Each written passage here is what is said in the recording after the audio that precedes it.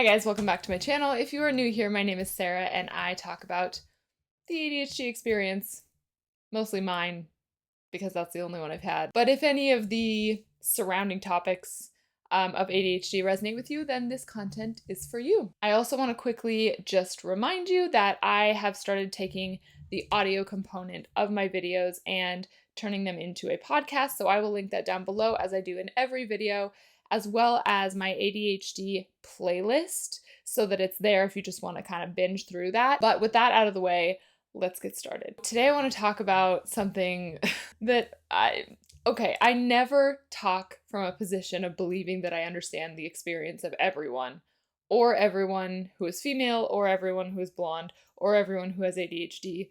You get what I'm saying, right? But there are some things that I feel like are more common to experience in people with ADHD, a little bit more universal, though I hesitate to use the word universal. And I have a suspicion that this is one of them, but you guys are going to have to let me know in the comments because I always think it's interesting to hear like which things I talk about that are relatable and get the most response from people who are saying, yes, this is so me, you know? So today we're talking about why people with ADHD might find themselves in positions where we say awkward stuff. I don't know. The purpose of this video is really just to maybe commiserate, maybe just talk about things together, and maybe it's like a co-processing process where maybe I can help you to see your experience in a certain way and your responses and comments do the same for me. Okay, so this topic was inspired by someone on TikTok named Elyse Myers. I've seen quite a few of her videos, though I don't necessarily know all of what her story or her situation is. But she's someone that I just think is very funny in her tendency to be awkward. And I think I say that because I think that would be like one of the top descriptors she would give of herself. So anyway, I will link the video, the reel, the TikTok down below that kind of triggered this topic for me in my mind. It had me laughing because it was just very relatable. Now, of course, as usual, what I'm talking about may pertain to people who don't have ADHD, and it may not pertain to some people who do, but an experience that I find very common that I think I can attribute to my ADHD is just, especially when I'm like out in public or at an event where there's lots of people and I'm supposed to be talking to them, I just find myself saying really dumb stuff. Like sometimes things that are not even words, things that don't make sense, and not really finding the right words in my mind to be able to say with the appropriately expected timing, and it's just a whole thing, right? And then I spend the next like 2 weeks lamenting what I said or didn't say, and it's a whole thing. So there's a couple things that I think tend to set me up for this kind of thing to happen more commonly than others. And one of those is that I feel like this happens a lot more and maybe even more severely when I don't know the person or maybe just don't know them very well. The second one, really quick, is when someone asks or says something to me that I'm not expecting. Both of these factors can usually set me up perfectly to say something really stupid or to just not say something. And that's when you get the situation where you walk away and you're like, oh my gosh, I should have said this. This would have been the perfect thing to say, but it's just delayed, you know? So here's why I think that happens. And I'd be interested to hear what anybody else thinks because, as always, this is just my theory.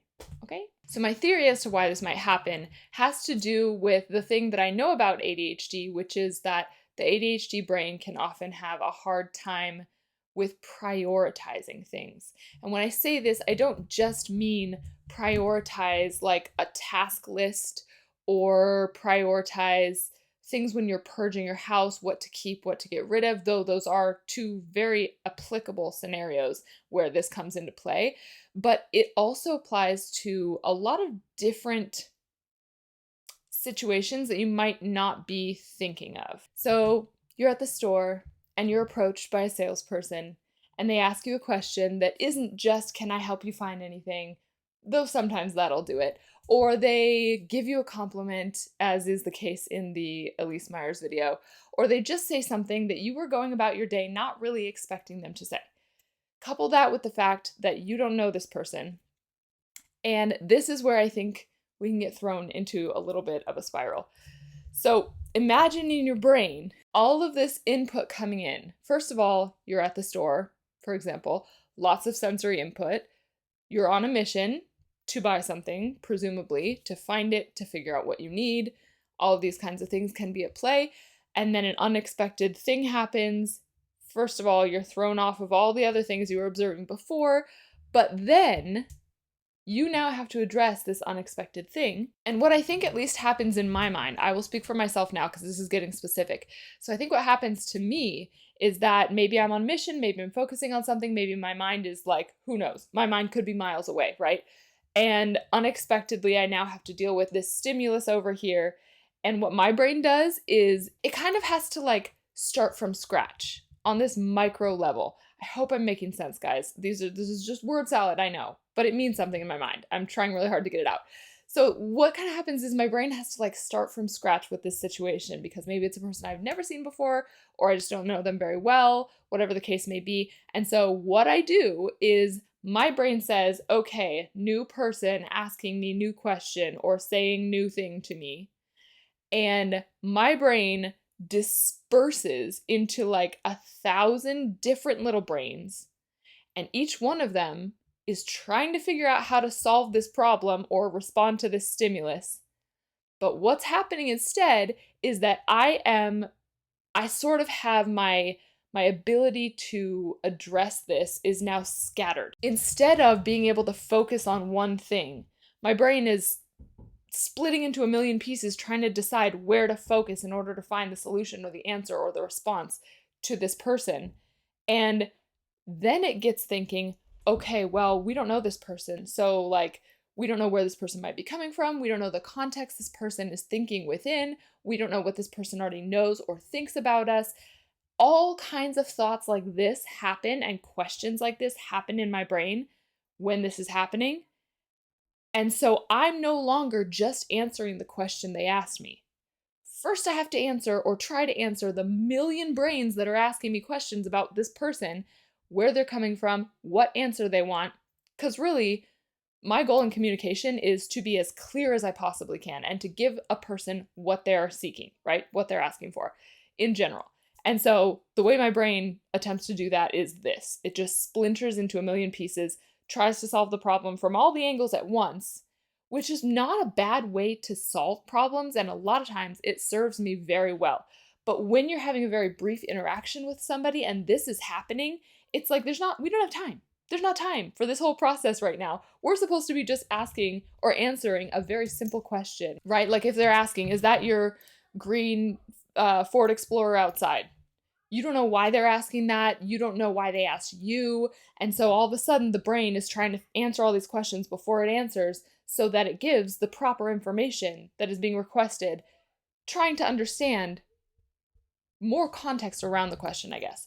So that's an example. And so you can see how if this is happening inside my brain, my words come out unintelligible or just like the wrong words, or then I feel like it's been too many seconds that I've been thinking about the answer to this question, and then I just say something stupid or irrelevant, right?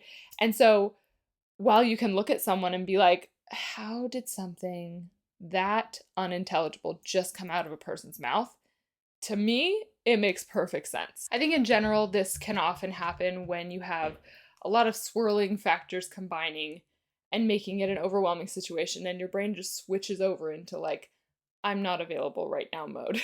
So things like you could be overwhelmed, caught off guard, you could feel unprepared, you could feel self-conscious, you could feel a lot of pressure. All things like that, I feel like have led to situations where I find myself just unable to give an intelligent answer. And the frustrating thing is kind of the optics of it, because I can very easily put myself in their position and see how it is just a little bizarre and weird and unexpected, and they might kind of think there is nothing going on inside this person's head.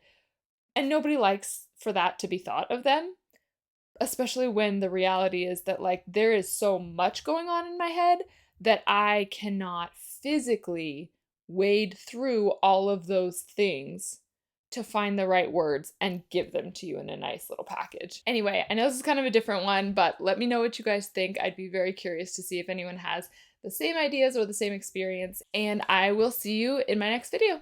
Bye.